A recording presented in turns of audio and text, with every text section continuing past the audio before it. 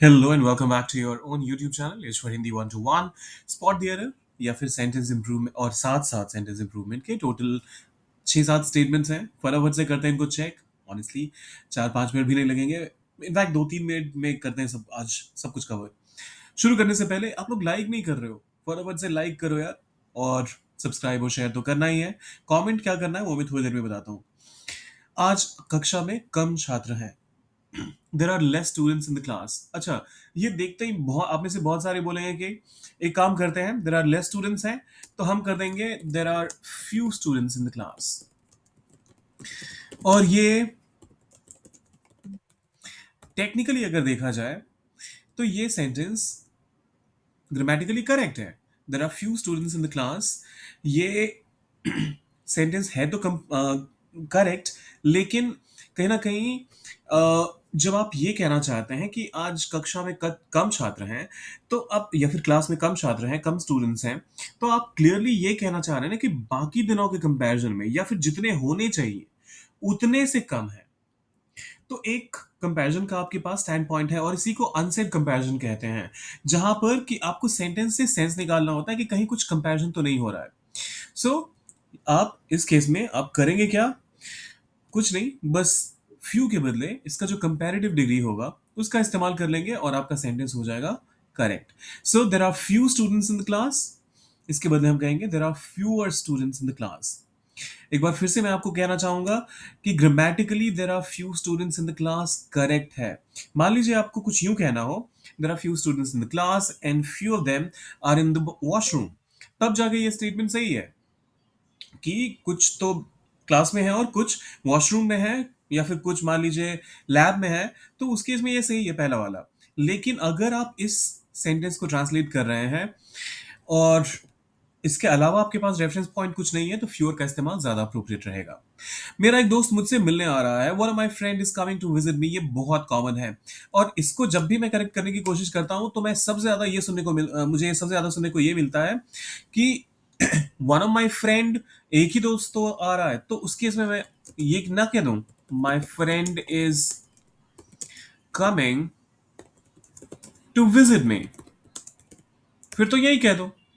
एक दोस्त की अगर बात है तो फिर my friend is coming to visit me में क्या दिक्कत है? आपको सिर्फ फैंसी साउंड करने के लिए तो गलतियां नहीं करनी है ना। तो यहां पर जो मिस्टेक है, आप जब कहते हैं one of my friend, one एक, मेरे दोस्तों में से एक, मेरे बहुत सारे दोस्त हैं, एक से ज्यादा दोस्त हैं फॉर श्योर, और उनमें से कोई एक है जो मुझसे मिलने आ रहा है, तो उस केस में आप कहते हैं one of my friends is coming to visit me. So final statement हमारा बना, one of my friends is coming to visit me या फिर my friend is coming to visit मी।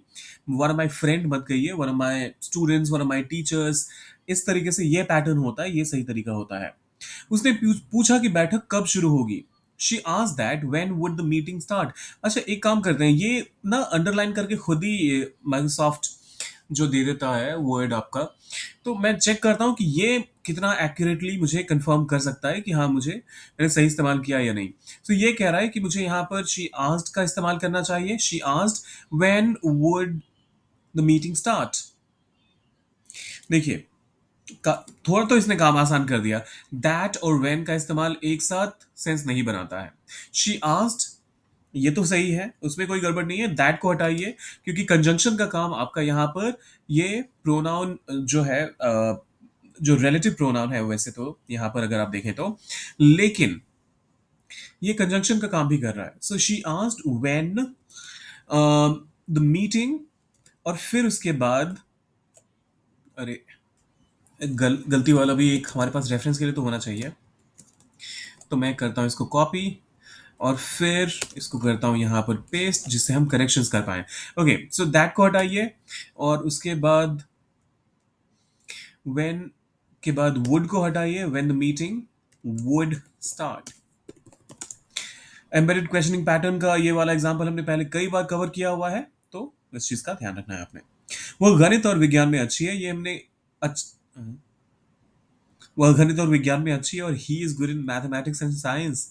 तो सबसे पहला करेक्शन तो ये होगा कि आप जब कह रहे हैं वह अच्छी है, तो आप यहाँ पर कहेंगे ही। हालांकि इस तरह का एरर आपके पास आएगा नहीं। अगर आप स्टूडेंट हैं तो ये ये एरर तो कभी नहीं आने वाला है आपके पास, that is something that I can guarantee. लेकिन क्योंकि हम यहाँ पर ट्रांसलेशन में होने वाले एरर्स की बात कर रहे हैं, तो एक बार इसको भी कवर कर ही लेते हैं, और क्या पता कोई ना कोई ऐसा मिस्टेक कर भी सकता है। सो शी इज गुड, सबसे पहली बात तो वो कि अगर अच्छी है तो आप शी का इस्तेमाल करेंगे, अगर वो बिना विज्ञान और गणित में अच्छा है ऐसा कहा जाता तो उस केस में आप ही इज गुड कहते हैं। अब दूसरा एरर क्या है, ये बहुत कॉमन है, वो फलाने चीज में अच्छा है अच्छी है तो हम सीधा कह देते हैं इन, लेकिन यहां पर आपको कहना क्या पड़ेगा, एट।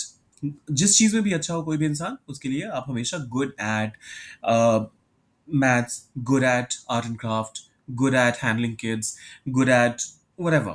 तो इस तरीके से आप इस फ्रेज का इस्तेमाल करते हैं। मैं यदि मैं कड़ी मेहनत करूंगा तो परीक्षा पास कर लूंगा। If I will study hard I will pass the exam. देखिए यहाँ पर ये चीज तो आपका जो वर्ड है वो माइक्रोसॉफ्ट वर्ड वही फिक्स कर देगा। तो ये चीज तो क्लियर हो जानी चाहिए अभी तक आपको कि ये सेकंड कंडीशनल का वैसे सेंटेंस है, जहां पर एक एक्शन का आगे चलकर होने वाला एक रिजल्ट है, जो रिजल्ट काफी हद तक आप सर्टेन ही मान के चलिए। तो उस केस में आप कहते हैं if I study hard I will pass the exam. ये तो ट्रू है ना, हर किसी के लिए, कोई भी ऐसा नहीं होता कि मतलब पढ़ाई करता है लेकिन फिर भी वो पास नहीं होता है। So if you study hard I if I study hard I will pass the exam, इसको फर्स्ट कंडीशनल बोला जाता है, जिसमें रिजल्ट काफी हद तक आपके कंट्रोल में होते हैं अगर आपने एक्शन ए को ढंग से किया तो। जीरो कंडीशनल भी एक होता है, लेकिन ये if I will study hard हम कह देते हैं क्योंकि अगर मैं पहला वाला इस सेंटेंस देखूं, यदि मैं कड़ी मेहनत करूंगा, यूं क्योंकि ये वाला सेंटेंस में आ गया तो सिर्फ करूंगा आ गया है, इस वजह से आप यहां पर विल का इस्तेमाल करेंगे तो गलत हो जाएगा। तो ध्यान रखिएगा इस चीज का। फिर आता है प्रत्येक खिलाड़ी का एक अनोखा खेल शैली है। Each of the players have a unique style. ये बहुत कॉमन एरर है, और इसमें भी कई बार मुझे ही उल्टा सामने वाले करेक्ट कर देते हैं कि यार हमने प्लेयर्स के बाद हैव कहा है, तो इसमें गड़बड़ है कहाँ। गड़बड़ है बॉस। देखिए, जब कभी भी आपका sentence each, every, everyone, everybody, somebody इनसे स्टार्ट होता है, तो आप ये समझ लीजिए कि आपका जो वर्ब होगा वो हमेशा सिंगुलर रहना चाहिए। So each of the players have, players हमारा यहाँ पर सब्जेक्ट है ही नहीं, तो हम इसमें दिमाग लगाएं क्यों। हम तो सीधा ईच को देखेंगे और फिर हैज का इस्तेमाल करेंगे, और ये सुनने में आपको जितना भी इनअप्रोप्रिएट या ऑकवर्ड लगे, ध्यान दीजिए इस बात पे, गांठ बांध लीजिए इस बात की कि आप ये वाला मिस्टेक मत कीजिएगा, क्योंकि ये एक सब्जेक्ट वर्ब एग्रीमेंट का एरर है, क्यों और इसे एक स्ट्रॉन्ग इम्पैक्ट एरर माना जाता है। तो अगर कहीं पर आपका सिलेक्शन या रिजेक्शन इस चीज पर होगा कि आप सही ग्रामर का इस्तेमाल करते हैं या नहीं, तो वहां पर इस चीज का बेहद ध्यान देना बेहद जरूरी है। अ, यह खबर सभी के लिए चौंकाने वाली है। The news are surprising to everyone. अब इसे कैसे करेक्ट करेंगे, सोचिए जरा, डालिए उसे कमेंट सेक्शन में, और जाने से पहले सब्सक्राइब, लाइक और शेयर करके जाइएगा। मिलते हैं जल्दी।